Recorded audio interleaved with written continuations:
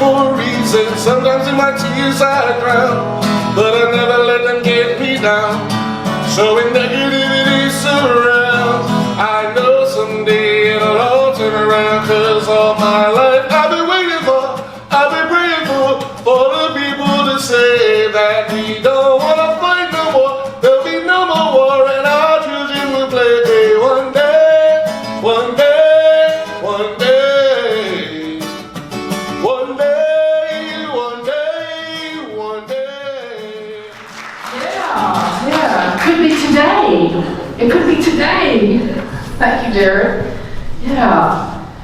We're here to create a movement grounded in love and kindness that transforms us, our community, and the world. That's what Spiritual Soul Center is about. We're here to create a movement grounded in love and kindness that transforms us, our community, and the world. Let's say that together.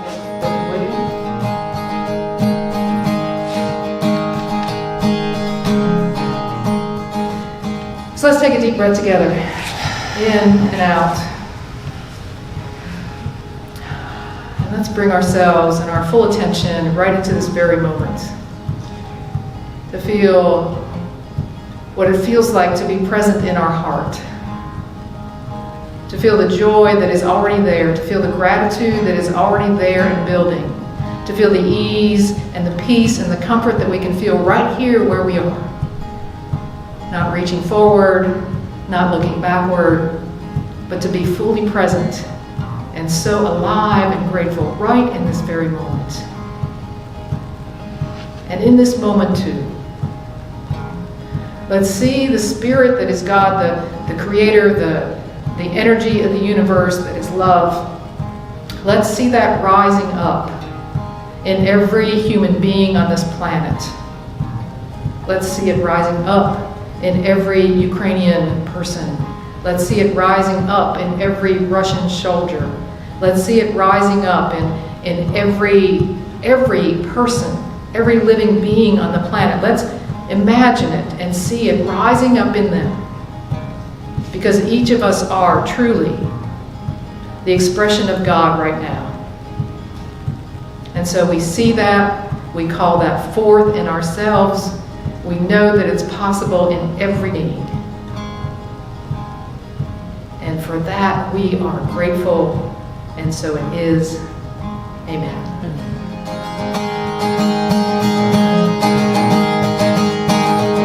Angels come down from the heavens just to help us on our way. They come and teach us, then they leave us. They go and find some other soul to save. I see my share of broken halos, folded wings that used to fly.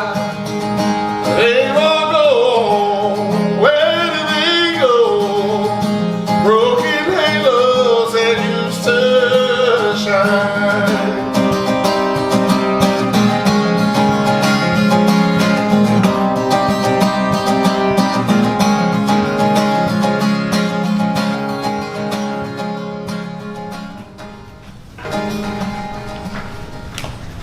Well, I have a lot of books to get through today, so I hope you don't have any plans anytime soon.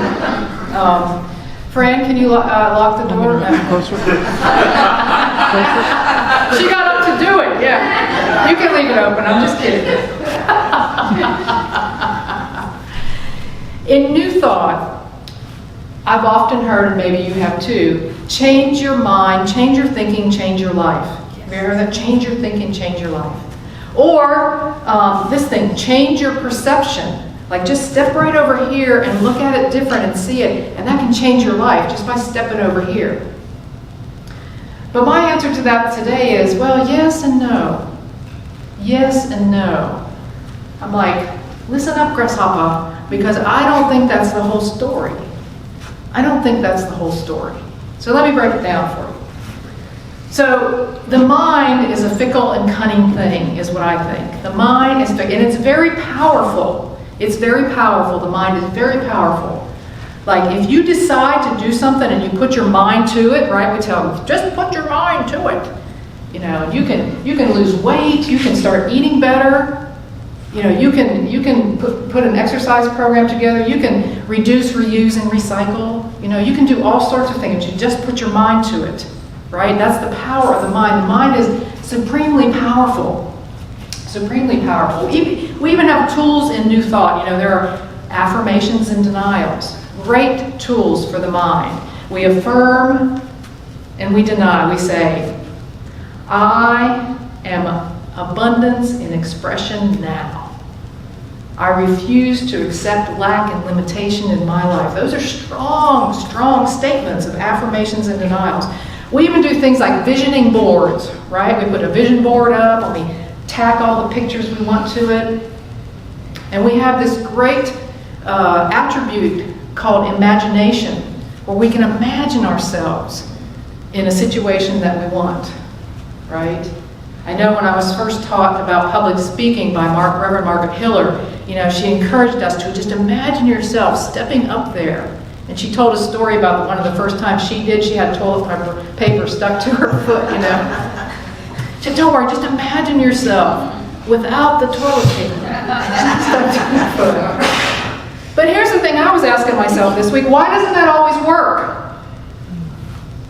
Why doesn't changing your mind always work? Is what I thought. And I thought the same thing about perception. You know, I can take a step over here and see something differently, but this rut that I've been running in right here is awful deep. And if something comes up to challenge my perception, you know what I tend to do? Jump right back in this rut. Jump right back here. Because just changing my perception and just seeing something a little differently, it doesn't always work. Think of all the hot button issues out in the world right now. Think of the hot button issues like abortion and immigration. Think about, I had a list of them here. Think about LGBTQ plus rights. You know, think about those sorts of things. Think about teaching in public schools and what you agree or disagree with. And if we try to step out of our own rut and try to see something a little differently, and then something hits us like that, we're right back here. You know, it takes a lot of effort to walk a mile in somebody else's shoes, as we say. Is it even possible, I wonder? Is it even possible? I just got done reading the biography of Ishmael Bai, who was a child soldier in Sierra Leone. Could I ever walk a mile in his shoes? I don't know. I don't think so. So if changing your mind and changing your perception don't always work, how do you really change? What does it take to change? And the conclusion that I came to this week is something you'll recognize. This is not some big aha thing, but the only way that we can change to our core is with a change of heart. Is with a change of heart. Now, our heart is defined as the place of emotion and feeling. And especially as compared to the mind, which is intellect, the heart is emotion. The heart is feeling. And if we don't change our heart along with the tools of our mind and our perception, it will not stick, is my conclusion of what I thought about this week. Without a change of heart, the other stuff works for a while, and maybe even over time it does work, but what happens is it only works, and it works well, when we change our heart. So how in the world do we do that? How do we change our heart? That's the question then, right? If you agree with what I'm talking about, you know, how does that happen? You know, we see it in others, and we say, man, you know, he really had a change of heart. She really had a change of heart.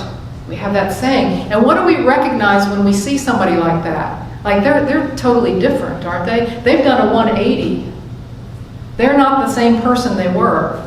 They have. If we're doing this from last week's message, they have become something different than they had been, right? So how does that happen? How does that happen? So as I was thinking about this and meditating and coming up with my idea of how to change a heart, this is the first thing that came to my mind. And in order to change a heart, we have to be willing to practice humility. Because there is not a changed heart without it, I believe. Without practicing humility and becoming humble, surrendering to your own self, I don't think that change of the heart is possible. I think the practice of humility is essential to a changed heart. To get off the high horse of righteousness and my way, and it has to be, and I'm right, to get that off of that, to get down off of that. And sometimes, the way I think about some of the things in my life, I need a long ladder to get down off of that horse. To be humble, to put myself back on the earth. The practice of humility, I think, is the first thing. The second thing that I believe is necessary in order to change the heart is to step out of fear. Now, many of you think, well, I'm not afraid of anything. You know, what do you mean? I'm not fearful. You know, I've worked through my fear. I'm not fearful. Well, I have a short list here of the way fear shows up, and I'm just wondering if anybody else can relate to any of these. I relate to just about everyone. I'll just start by saying that. This is the way fear looks. Resistance to what is. Greed. Needing more money. More love. More something. More this. More that. Being greedy is based in fear. Worry. Worry is based in fear. I mean, you know that. Are you worry-free all the time? I'm not. I'm not. Hopelessness. Making others wrong is a form of fear in you and in me. When I have to be right by making others wrong. Demanding my way or else. That's it. Based in fear. That's how fear looks. Me first, and me first all the time. Fear. Not having enough and not feeling good enough. Based in fear.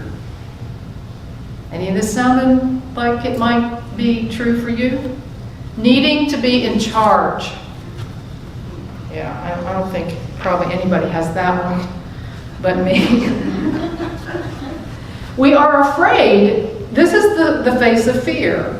This is not the fear of running from the bombs in Ukraine. This is not the fear of my life by something chasing me, trying to kill me. But this is fear nonetheless, because this is not love. This is fear. We're afraid of losing. We're afraid of losing money. We're afraid of losing our investments. We're afraid of losing our house. We're afraid of losing our lifestyle. We're afraid of getting it wrong, losing our health, losing our freedom. Thinking someone else is going to get in front of us. Listen, if you get anxious because somebody pulls in front of you in traffic, you are coming from fear. They're getting ahead. Really? I work on that all the time. It's a great practice for me to just back off and allow it to happen. I'm much better than I ever was. Being judged by others. I think fear is the biggest block that we have in us that prevents a change in heart, because we're afraid of losing what we have or what we might have or not having enough. It makes us small. It makes us stuck to be in fear. So in order to have a change in heart, I think we need to begin to step out of fear. And what I realize is the moment I begin to step out of fear, I step directly into uncertainty. Because I don't know. And that's the third leg of the stool. Is that in order for the heart to change, I have to be comfortable in uncertainty. I have to be okay with not knowing. I have to be perfectly fine with leaving where I've been and not knowing what this is going to be. It's a tall order, which is why just thinking and seeing don't work, because the real part is in the change of heart. Is in the change of heart. Does that make sense to you? So, the reason I brought these 3 books, I love reading biographies and about people's lives. And these 3 people used these 3 things and had a change of heart in a big way. Let me read you the first one. This is a book called Rising Out of Hatred, The Awakening of a Former White Nationalist. Okay, here's what it is. Derek Black grew up at the epicenter of white nationalism. His father founded Stormfront, the largest racist community on the internet. His godfather, David Duke, was a KKK Grand Wizard. By the time Derek turned 19, he had become an elected politician with his own radio show. All right, so that's how he grew up. Then he went to college. And he went to a liberal arts college. Why? I don't know, but he went to a liberal arts college. There, he continued to broadcast his radio show in secret every morning, living a double life until a classmate uncovered his identity. Some students protested his presence on campus. Other students, including an Orthodox Jew, who invited Derek to attend weekly Shabbat dinners, found the courage to reach out to him. It was because of those dinners and the wide-ranging relationships formed at that table that Derek started to question the science, history, and prejudices behind his worldview. He decided to confront the damage he had done. And this story tells how this white supremacist ideas migrated from the far-right fringe to the White House through an intensely personal saga of this man who eventually, at tremendous personal cost, disavowed everything he was taught to believe. Humility, yes, right? Humility, yes. Stepping out of fear, do you think his parents were easy to confront about this? Do you think he was fearful about his own life? I think so. Do you think he stepped into uncertainty? For sure.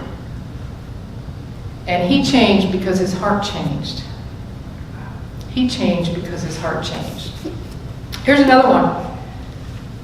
Holy Envy, Barbara Brown Taylor. Maybe some of you know Reverend Barbara Brown Taylor. She's an Episcopal minister. Here's her story. This story is the story of this Christian minister who lost her way in the church and found a new home in the classroom where the course she taught most often was not Introduction to the New Testament, but religions of the world.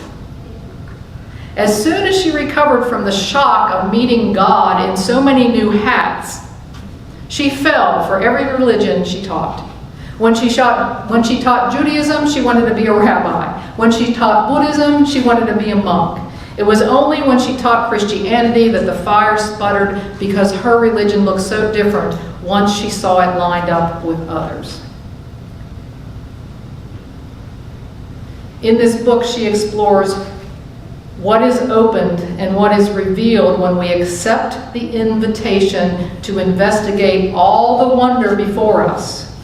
Here we learn not only that God's preferred language is driven by curiosity and specializes in questions, but we also discover the spiritual riches God can teach us from the faith of others.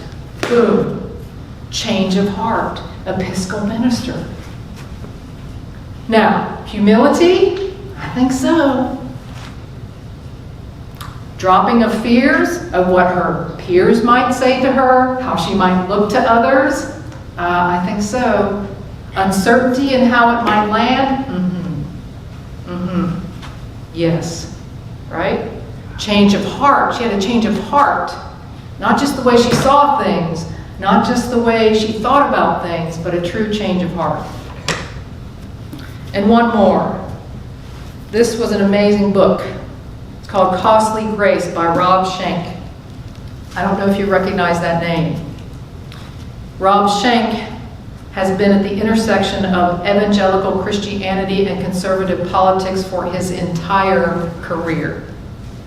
He was attacked by partisans on both sides of the aisle. He has been called a right-wing hate monger, the ultimate DC power broker, a traitor, and a turncoat. How you like them apples? In the 1980s, he became an activist leader of the most extreme wing of the anti-abortion movement and entered political mainstream inside the Beltway's religious right, brazenly mixing ministry with Republican political activism to advance his movement's crusade in the culture wars. But after a deep reckoning with the texts of both Dietrich Bonhoeffer and the Bible itself, revisiting the lessons Jesus imparted and regaining an understanding of the essence of the gospel, Schenck had an epiphany.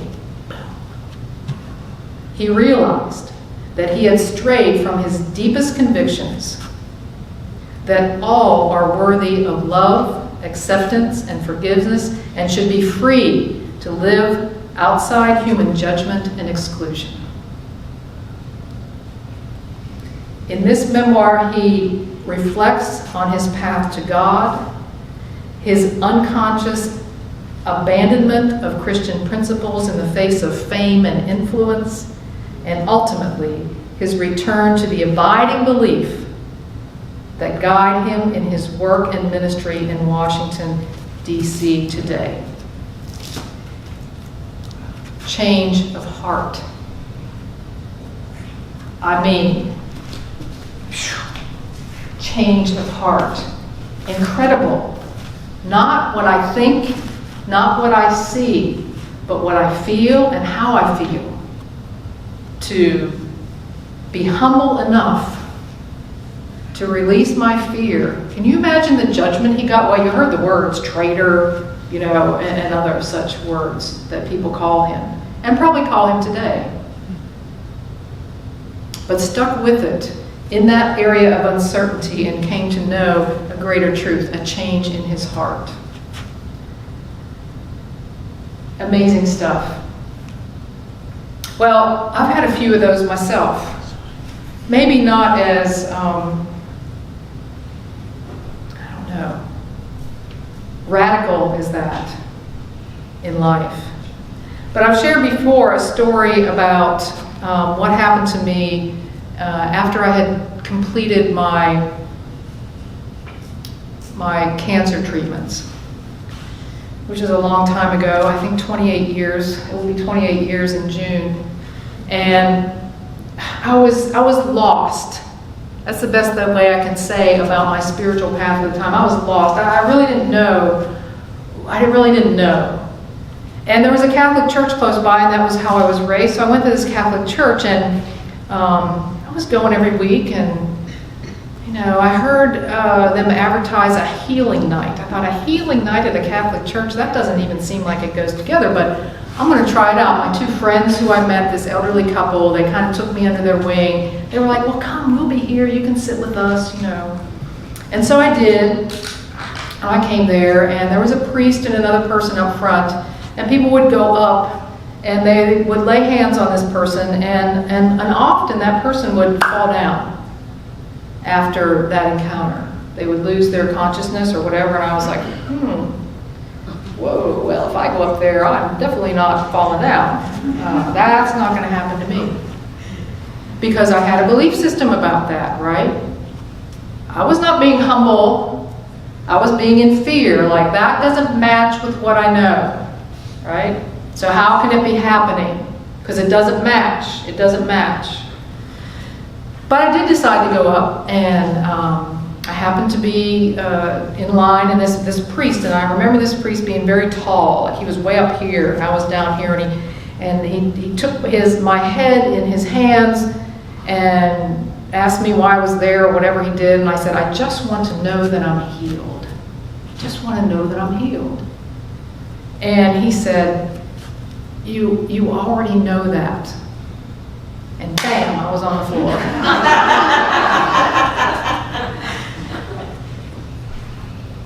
It was unusual for me because I said I wasn't going to do it. So that was the power of my mind, by the way. It lost out. And I was on the floor. And it really was a turning point for me. It was a change of heart. It was a change that brought about for me my path to understand what God really is. It's like it was a change in me. And it's still affecting me today. Can you tell? It's still affecting me today. The energy of that and what I learned. At the time, I just wanted to get out of there. I just got up real quick and went to the back, right? Because I didn't know. I was afraid. I was unsure. I was in that place of uncertainty, right? Humility hadn't kicked in yet, but eventually it did. And it led me to the path of really trying to understand and at a greater depth what God really is for me. Yeah. Transformational. Here's another story. What I did fast forward to, the late to maybe 2007, 8. I was studying to be a licensed Unity teacher at Unity Village and back here at Unity Church here, and I had to do practicum work. So that means I had to teach classes. And many people showed up for my classes, which I was always amazed. I was like, who's showing up for me? But there they were. When I was at Unity Village, though, we were there for like a whole week. And we were there with this group of people. And we spent all week together. We ate lunch together, we ate dinner together, we prayed together, we laughed together, we took classes together, we got to know each other over a week that was amazing. And when I taught classes back at Unity, I wanted everybody to have that experience. I wanted them to have that experience of just getting to know. So I remember this one class I was teaching, I stood up and I said, now, I want you all to commit to coming to every class. And if you can't commit to doing that, maybe this class isn't for you. One person back on this side got up and left. I didn't feel real good about that. Another person said, I overheard them say, well, I can't make it to all those classes, but I'm staying anyway. Right? So here I was trying to control, for a good reason I thought, right? Because I wanted them to have this experience. Well, you can't do that, Paula. That's coming out of fear, that idea of control, right? Like, I want you to have this experience, so you have to do this. No. So I had a change of heart. That was a tough one for me. When that person left, I didn't feel good. That didn't make me feel good at all. That was like a gut punch to me. And so that changed my heart, though, that experience. Because I brought myself off my high horse. I realized I was coming from fear. And I was willing to become a better teacher because of it. Yeah. I know, I'm telling on myself. This, one more story of me is about this knee pain that I had. When I did my rehab for my knee replacement, it was a long recovery. I was supposed to be a star patient. I was younger than many knee recipient patients. It was supposed to go smoothly. Everything was supposed to work out just so perfectly. Well, it didn't. It didn't. I couldn't bend my knee. I had a second surgery. I still couldn't bend my knee. I cried every day. I was lost again. I was lost. Until I went to Liz Henry, and she told me, you've heard this before, she said to me, I want you to feel hopeful. And in that moment, I just let go. That was my point of humility. Instead of trying to make it work and trying to bend it and trying to make it work and getting in that tension, I just let it go. I stopped holding on to that. I stopped being fearful because I was fearful that I was never going to get better. I'm never going to get better. I thought, it's never going to happen for me. Oh, what an awful place to be. Because of what she said to me, I was able to come out of that and live in that uncertainty and just do what I needed to do every day. It was a change of heart over time. It didn't happen in an instant, but it did happen over time. And I had a change in heart, and now I have an idea of what someone has to live through when they're in chronic pain. I didn't know before. How could I know? Because it was chronic for that many months. But now I know something about it. It was truly a great teacher to me. And so my heart has changed about that. I remember one time when I was new in Unity telling somebody that they could cure themselves. It's like, well, if you just thought about that enough, what a terrible thing, what an awful thing to say to somebody. What just an awful thing to tell somebody, oh, you have chronic fatigue? Well, you could really fix that if you... Really? Really? You see how short-sighted that is? You see how awful that really is? No. But now I know something different. That's a change of heart. Not just a change of mind, not just a change of sight. The moment the tension is gone, the moment we release, the moment that happens, our heart softens, and it's not us who change our heart, but it's the divine itself. It's God itself that changes us. We don't have to work on changing the heart. We have to work on creating the fertile ground through which God can do the work, whatever your name for God is. That's what it is. Humility and stepping out of fear and being able to be in uncertainty, that's just tilling the soil, man. That's just making it fertile so that your heart can actually feel and make a shift. So we don't work on changing the heart. We work on making ourselves fertile, making ourselves in the condition to receive. That's what it's about. You can change your mind. You can shift your perception. But only the divine can change your heart. That's what I've come up with this week. You can challenge me. I'm more humble today than I've ever been. And I'm still working on it too. I'll end with this quote from Antoine de Saint-Exupéry. How was that, Fran? She's sleeping back there. That's a French. The French writer of The Little Prince. And he says this: "It is only with the heart that one can see rightly. What is essential is invisible to the eye." Amen?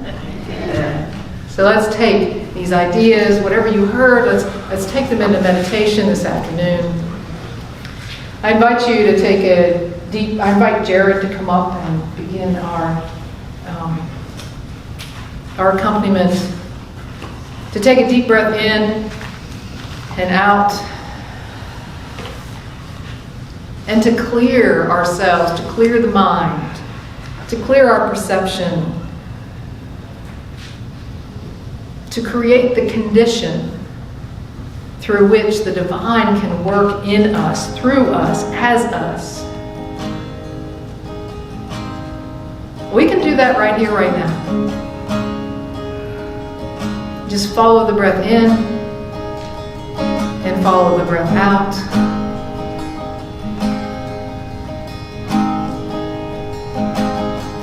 Relax the face, the jaw, the shoulders.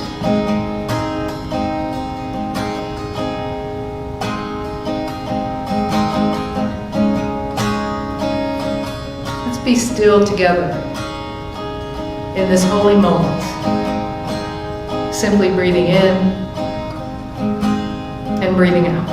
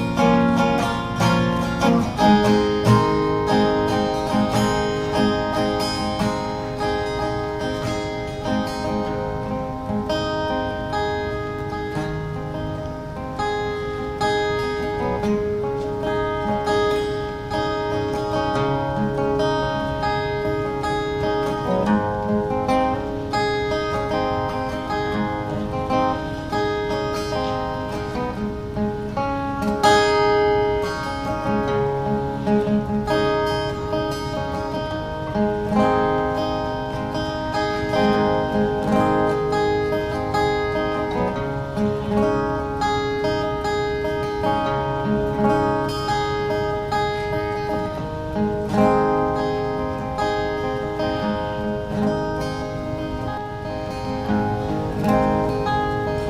can I be angry while I sit at your door?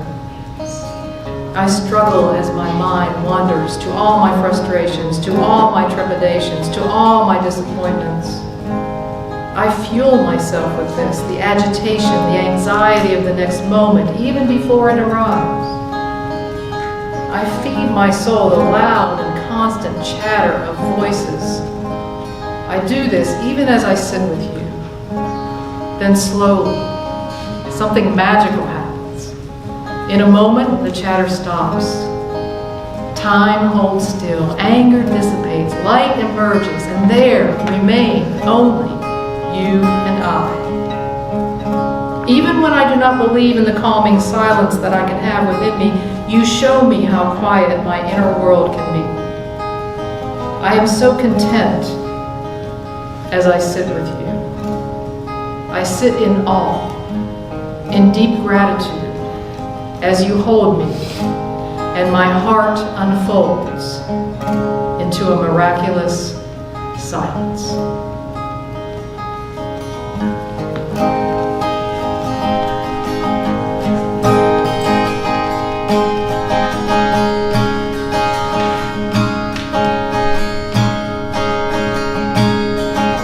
Been traveling these wide roads for so long, and my heart's been far from you.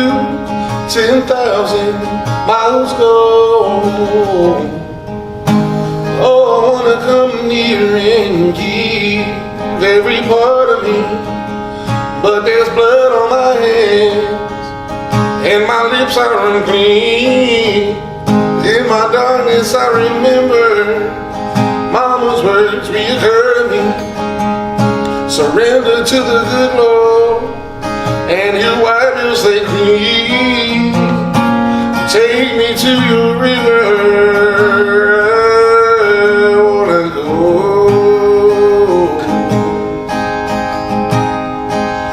No, take me to your river, I wanna know.